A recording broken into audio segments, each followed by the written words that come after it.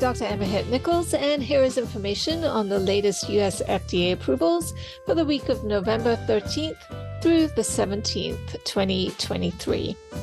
First up this week, the FDA has approved Capivasertib, that's known by the brand name Truqap, that's Truqap, and that's in combination with fulvestrant or Faslodex for the treatment of hormone receptor-positive, HER2-negative breast cancer.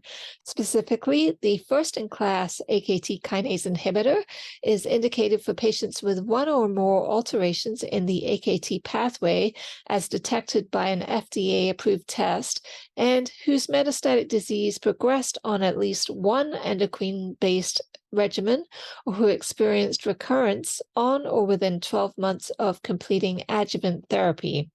In up to 50% of breast cancers have AKT alterations. In the Capitello 291 trial, Capivasertib plus fulvestrant improved progression-free survival by 7.3 months compared with placebo plus fulvestrant.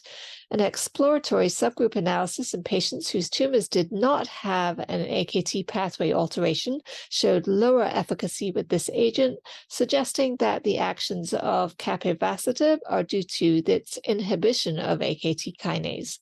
The approval was granted to the manufacturer AstraZeneca and was conducted under Project Orbis, an FDA initiative that provides a framework for international partners submitting oncology drugs. Capivasertib is currently being evaluated in phase 3 trials for the treatment of multiple subtypes of breast cancer and in other tumor types, either as monotherapy or in combination with established treatments. Also last week, the FDA has approved Repotrectinib, and that will have the brand name Augtyro, Augtyro, for the treatment of locally advanced or metastatic ROS1 positive non-small cell lung cancer. So ROS1 gene alteration occurs in about 1 to 2% of patients with NSCLC and is more common in patients with little to no smoking history. The approval is based on findings from the Trident-1 phase 1-2 trial, in which 79% of patients who had not received a prior TKI demonstrated a response to Repotrectinib, with the response lasting a median of 34.1 months. Among those previously treated with a ROS1-directed agent, but not chemotherapy, the overall response rate was lower at 38% and lasted 14.8 months. According to the manufacturer Bristol Myers Squibb, Repotrectinib will be available in the U.S. in mid-December this year.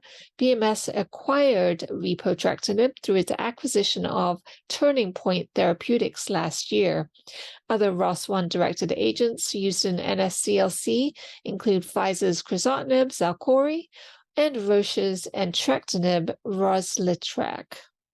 Also last week, the FDA approved a supplemental drug application for Enzalutamide, known as brand name Xtandi, following priority review, Fast Track designation, and real-time oncology review.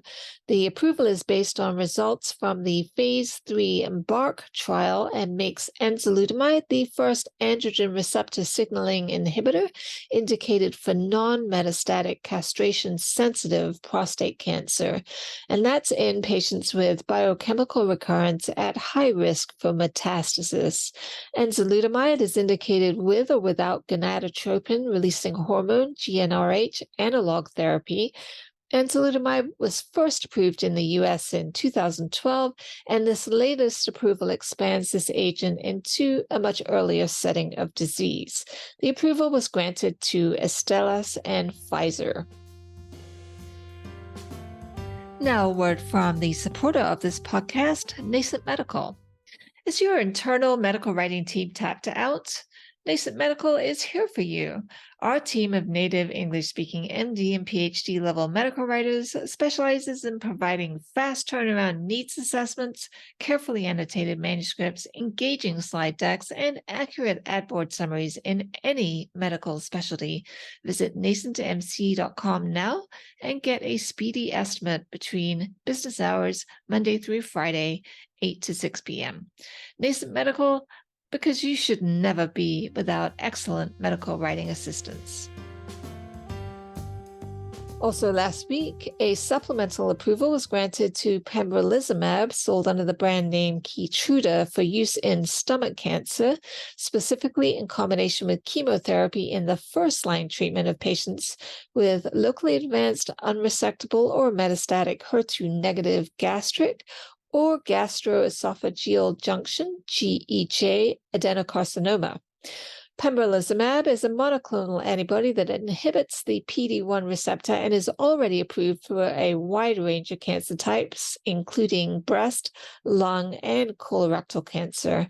The latest approval of pembrolizumab was based on data from the phase 3 KEYNOTE-859 trial, which showed that pembrolizumab plus chemotherapy reduced the risk of death by 22% compared to chemotherapy alone. Median overall survival was 12.9 months for patients on the combination versus 11.5 months for those patients on chemotherapy alone. The approval was granted to the manufacturer, Merck.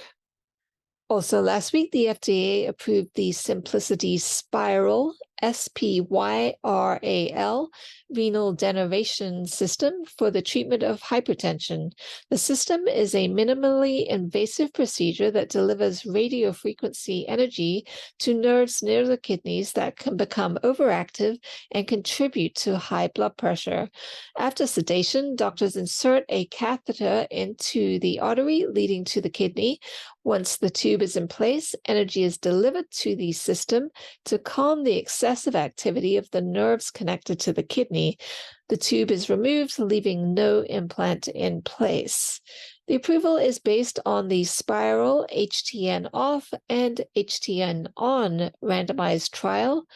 The last week's approval comes after an FDA meeting in August in which the FDA's Circulatory System Devices Panel unanimously agreed that the system is safe, but was split on its efficacy and whether the benefits outweighed the risks associated with its use.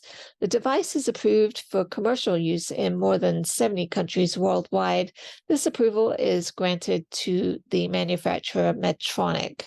And finally, this week, the FDA has approved a combination of taurolidine and heparin catheter lock solution known by the brand name DefenCath for the prevention of catheter-related bloodstream infections in patients with kidney failure who are receiving chronic hemodialysis through a central venous catheter.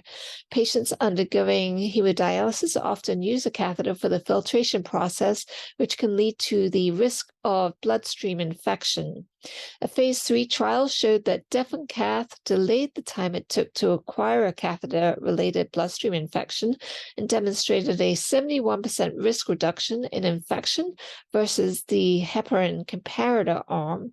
Taurolidine, the key antimicrobial compound in DefenCath, is a derivative of the naturally occurring amino acid taurine and has broad antimicrobial activity. According to the manufacturer CorMedix, about a third of hemodialysis patients with a catheter will get a catheter-related bloodstream infection, and these are fatal 25% of the time. CorMedix expects to launch DefenCath by the end of the first quarter of 2024. All right, that's it for this week. Thank you so much for listening. I really appreciate you listening, and I hope you listen every week. This comes out Monday, Tuesday at the beginning of the week, and so you can catch up on all the activity from the FDA and stay up to date and, hopefully do your job even better than you do it now. Please do tell your colleagues if you enjoy this podcast. Thanks so much, and I will talk to you next week. It is Thanksgiving here in the US, but still trying to knock one of these out anyway, so we'll see. But maybe there won't be any approvals if the FDA is off for the holidays. Who knows? All right. Have a great week, and happy Thanksgiving. Thanks.